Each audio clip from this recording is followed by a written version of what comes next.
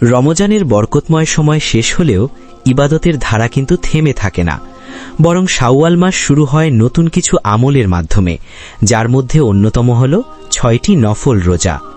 এই অল্প আমলের মধ্যেই লুকিয়ে আছে বিশাল প্রতিদান। রাসূলুল্লাহ সাল্লাল্লাহু আলাইহি ওয়াসাল্লাম এই আমলের ব্যাপারে সুস্পষ্ট দিক নির্দেশনা দিয়েছেন। তিনি বলেছেন, যে ব্যক্তি রমজানের রোজা আদায় করার পর শাওয়াল মাসে আরও ৬টি রোজা রাখে, সে যেন পুরো বছর রোজা রাখল। সহিহ মুসলিম 1164, আবু দাউদ 2423। অর্থাৎ এটি এমন একটি আমল যা নিয়মিত করলে একজন মুসলিম সারা বছরের রোজার সমপরিমাণ সওয়াব অর্জন করতে পারে। এই ৬টি রোজা রাখার নিয়ম নিয়ে আলেমদের মধ্যে স্পষ্ট মত রয়েছে। ঈদের দিন ছাড়া শাওয়ালের যে কোনো ৬ দিনেই রোজা রাখা যাবে।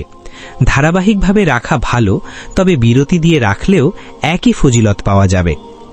আল্লাহ তাআলা কোরআনে নেক কাজের ব্যাপারে দ্রুত অগ্রসর হওয়ার নির্দেশ দিয়েছেন। তারা সৎকর্মে প্রতিযোগিতা করে এবং তাতে অগ্রগামী হয়। সূরা মুমিনুন 61।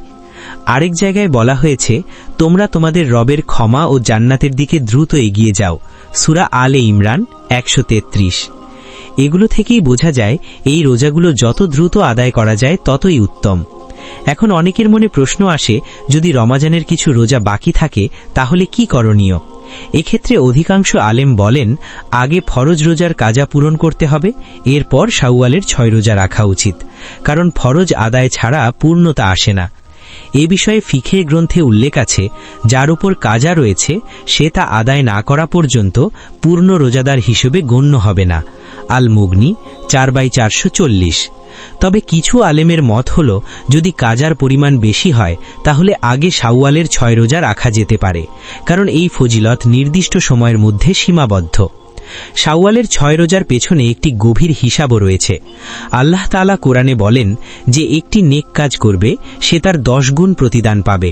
সূরা আনআম 160। এই হিসাবে রমজানের 30 দিন গুণ 10 সমান 300 দিন, আর শাওয়ালের 6 দিন গুণ 10 সমান 60 দিন, মোট 360 দিন, অর্থাৎ পুরো বছরের সমান সওয়াব। তাই বোঝা যায় এটি শুধু একটি নফল আমল নয়, বরং পুরো বছরের ইবাদতের সমতুল্য একটি সুযোগ। নবী সাল্লাল্লাহু আলাইহি ওয়াসাল্লাম আরও শিখিয়েছেন, মানুষ যেন ভারসাম্য বজায় রাখে। এক ব্যক্তি সারা বছর রোজা রাখার ইচ্ছা করলে তিনি বলেন, তোমার নিজের ওপর, তোমার পরিবারের ওপরও অধিকার রয়েছে। তাই রমজানের রোজা রাখো এবং তার সঙ্গে শাওয়ালের ৬ রোজা রাখলেই পুরো বছরের সওয়াব পেয়ে যাবে। তিরমিজি 1/1534। রমজান আমাদের শুরু শেখায়, আর শাওয়ালের ৬ রোজা শেখায় কিভাবে সেই আমলটাকে সারা বছরে ছড়িয়ে দিতে হয়।